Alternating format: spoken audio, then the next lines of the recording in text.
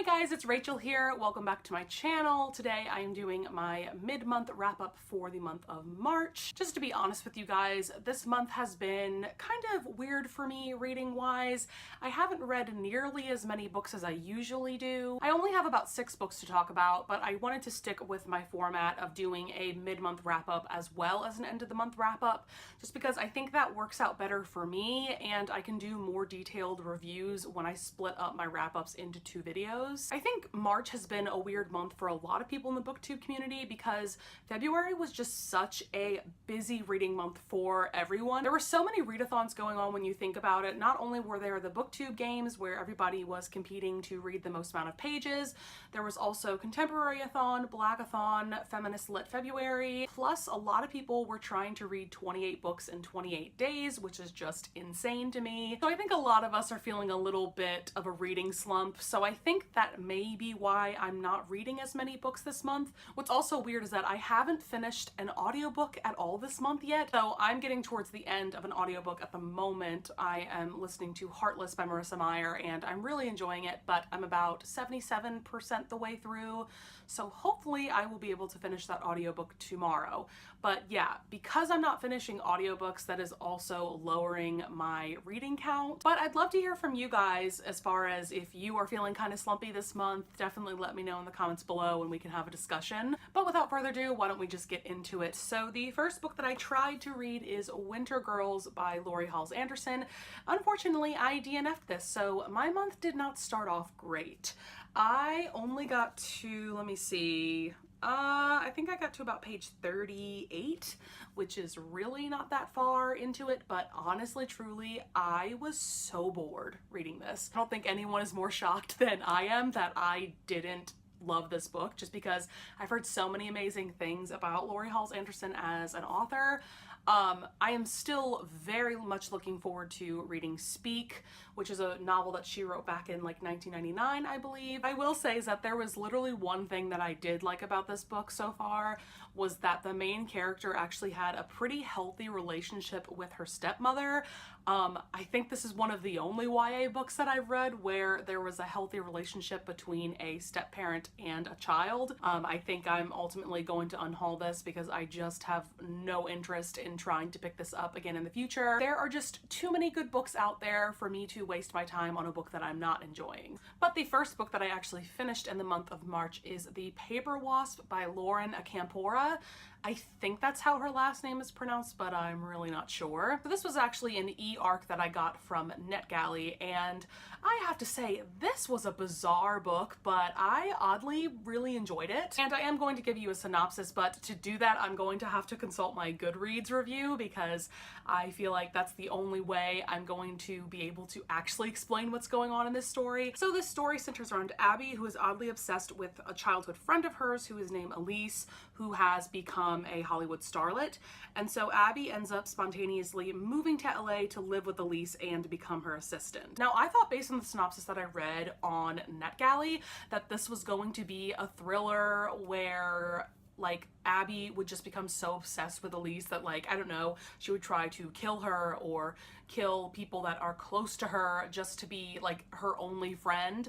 But it definitely ended up being really different than that. Well, I love that the book was told in second person. It was told as if Abby was talking directly to Elise, her best friend. And this book definitely goes in some bizarre and surreal places. I even feel like there's some magical realism involved. To me, it was done well. I feel like magical realism can sometimes come off as ridiculous. I feel like the magical realism fit with the story and with these characters. I was definitely intrigued until the very last page, and I found the ending to be really interesting and really intriguing. What's interesting is that I don't even really know what genre to put this in, because I feel like on the one hand you could put this into like the psychological thriller category, but I feel like there's an argument for putting it in the dark fantasy category. So either way, my experience was very odd and very bizarre, but I do think that I would recommend this one. It was also a really quick read.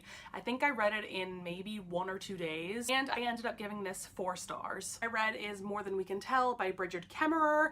This book was phenomenal. Bridget Kemmerer has done it again. I gave it a full 5 stars. So this is actually a companion novel to Letters to the Lost, which is a book that I read in the month of February. So if you are interested to hear my thoughts on that book, I will link one of my February wrap-ups down below. So this story centers around Rev, who is actually the best friend of one of the main characters from the previous book. And it also centers around this character named Emma, who is an aspiring computer game designer. And so she actually designed this game as a high school student, but at the moment she is dealing with this online troll who has really been harassing her and threatening her, and Rev is dealing with demons from his own past. And I can say without a shadow of a doubt, Rev is one of my favorite characters of all time, and honestly, truly, if he was a real person, I'm pretty sure I would take a bullet for him because he would just be the love of my life. He is an absolutely amazing character. I love his development throughout this story. I also really enjoyed Emma's character as well, and I liked the relationship that these two characters developed together. There is just something about Bridget Kemmerer's writing style that just immediately pulls you in, and even though this book is about 400 pages, I had no problem reading it in 2 days. I would fully recommend checking out Bridget Kemmerer's books. I am so stoked to check out A Curse So Dark and Lonely, which is her first fantasy novel, I believe. And that is a Beauty and the Beast retelling. I cannot wait to read that. And then she is also coming out with another YA contemporary romance in June. I can't remember the name of that one, but I will put some information down below as to where you can pre-order it. But I fully plan on pre-ordering it because I know it's probably going to be another 5-star read for me. But yeah, if you love emotional YA romances, definitely check out Letters to the Lost and More Than We Can Tell. The next book I read is The Paris Apartment by Sophia Carlson. This was also an e-arc that I got from NetGalley. So I'm also going to read you a short synopsis on Goodreads. It says, James Sinclair, a successful trader, keeps his busy life uncomplicated. Work is about all he has time for. Imagine his surprise when he returns to his Paris apartment to find his little sister's best friend, Mila Johnson, in his bed. And the plot goes on from there. I'm sure, as you can tell, this is a very adult romance. My reading experience was overall kind of weird for this book, honestly. I would recommend it if you are looking for a very smutty romance that is set in Paris. Honestly, to me, Mila and James's relationship throughout was a little yikes, honestly, truly, and I think it was mainly because of their very first romantic scene together. I just feel like it set up their relationship in a weird tone. There were also small details throughout that just kind of gave me a weird vibe about their relationship, and I don't really know how to explain it. And you know, there's a lot of smutty scenes in this book. This is definitely edging more towards erotica than romance. To me, what the difference between those two genres is, in romance novels, the romance and the relationship is taking the spotlight, whereas in erotica, the smutty and sexy scenes are what is taking the spotlight. So I feel like in this book, this is edging more towards erotica. So if you know that you're not really into that, I would definitely say avoid this one. Honestly, truly, all of the smutty scenes were just okay, in my honest opinion. I don't think they were written all that well, honestly. I've just read smutty books by other authors that I think are written so much better. So for me, this is a very kind of run-of-the-mill smutty book. But yeah, overall, I gave this a 3 stars. I was kind of debating between giving this a 2.5 and a 3 stars because of the reasons that I listed earlier. But I think for the sake of this review, I'm going to settle on 3 stars. All right, and the next book that I read in the month of March is Siege and Storm by Leigh Bardugo.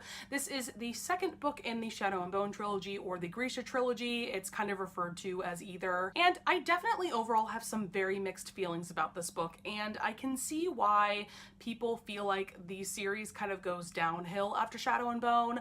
I thought that Shadow and Bone was such a solid book. I gave it a very enthusiastic 4 stars. I really enjoyed that story a lot, but I think there are things in this book that are just lacking overall. And for me, there are two very big reasons as to why this book just does not measure up to Shadow and Bone. For one, the pacing is very inconsistent. There were some sections where I feel like I was flying through pages and there were some action scenes happening, but then there were also some sections, especially in the middle of the book, where just not a lot was happening, and I found myself being a little frustrated trying to get through those sections. Also, a big problem with the plot of this story is that the Darkling is only involved really in the beginning and the end, so there's this huge chunk in the middle of the book where he is just not around, and I feel like his character is what really makes the story and this series interesting, so not having him around was just really weird. I will say that I enjoyed the ending. I also enjoyed meeting Nikolai in this book. He's a very interesting character. I think he definitely helped with this story, because I feel like if we didn't have his character, this book would just be awful, but because we did have him, it kind of brought the story to life a bit more. And overall, I'm really intrigued to see how this trilogy is going to end. I'm also finding it very interesting. In this book, we see a lot of Alina becoming kind of power hungry, and I just find that so interesting, because any YA story where we have a protagonist that is a hero, we never see them in any kind of negative light, but I like that Leigh Bardugo wrote Alina to kind of get a little power hungry, and I enjoyed seeing her becoming kind of like the Darkling in that he is very power hungry, and so I just thought that was a really cool aspect that Leigh Bardugo wrote into Alina's character. I do have something to say though about this book. I do not see how there is a love square in this. So many people on BookTube talk about this book and just trash it because there is a love square, meaning that Alina has 3 love interests. But I just don't see that to be the case. Okay, because some people say that the Darkling, Nikolai, and Mal are all 3 love interests for Alina. I totally disagree with that. The Darkling is clearly a villain. He is abusive to Alina. He just wants to control her. He just wants her power. He doesn't give a shit about her. So, and yeah, some of y'all are very problematic because y'all love the Darkling, and I'm like, he definitely put a collar on her, and yeah, he's kind of the worst because he is the villain. He is meant to be the worst. I don't really see Nikolai either as being a love interest because it's made very clear that he really only wants Alina for a political alliance. He doesn't really feel anything for her, although I will say towards the end of this book, we kind of see him developing feelings for her, but it's definitely not love. It's definitely maybe caring, but Mal is the only one that I see as genuinely loving Alina. The other 2 characters just want her for her power and what she can give them, whereas Mal genuinely loves Alina for who she is. Now, I will say, Mal is definitely not a perfect character. For one thing, he is kind of bland, but honestly, in my opinion, so is Alina, so I feel like they're kind of made for each other. Also, they are both very insecure in their relationship, and that is kind of annoying to read, but they are teenagers, so I understand it. And yeah, he definitely has issues with her power, and that's made very clear. But I think that just shows that he is human, and honestly, I don't know. I feel like if somebody that I loved all of a sudden had this power and I felt like they were distancing themselves from me, I would feel really offended too, and I would feel really upset.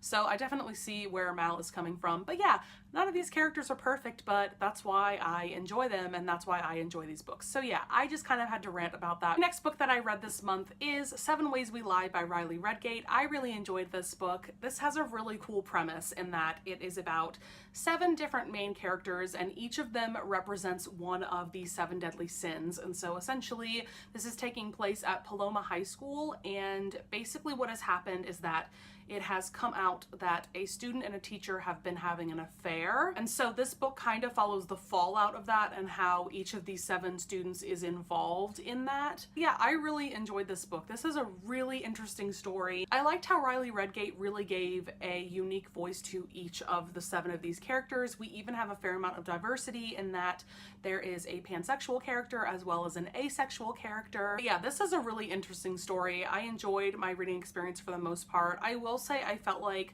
the pacing was kind of slow in the middle of this book. It took me a little bit longer to read this than I would have liked, but overall I really did enjoy this book. I thought that the main conflict was handled really well, and I also enjoyed how Riley Redgate brought up topics such as pansexuality and slut shaming. So yeah, I definitely recommend this book if you enjoy YA contemporary novels with a twist, and I gave this book 4 stars. All right, and the very last book that I'm going to talk about in this video is Rookie in Love by Sarah White, and I overall really enjoyed this book. So this story centers around Maddie and Jackson. They are both in their final year of college, and they essentially fall in love pretty quickly. I will say that this is pretty insta-lovey, but I think that it really worked for these characters and this specific story. Also, there were quite a few steamy scenes throughout that I thought were really well done. And yeah, I don't have a ton to say about this book except that I just had a lot of fun reading it, honestly, and I flew through it in a day. So I would say if you're looking for a fun, light, smutty romance, I would say definitely check this out, and I gave it a 4 stars. All right, that's going to be it for my mid-month wrap-up. I hope you all enjoyed. I would also love to know what books you guys have been reading lately, so definitely let me know in the comments below. I hope you would consider subscribing, and don't forget to push that notification bell button below so you will be notified every time I upload. Thank you so much for watching, guys. Bye!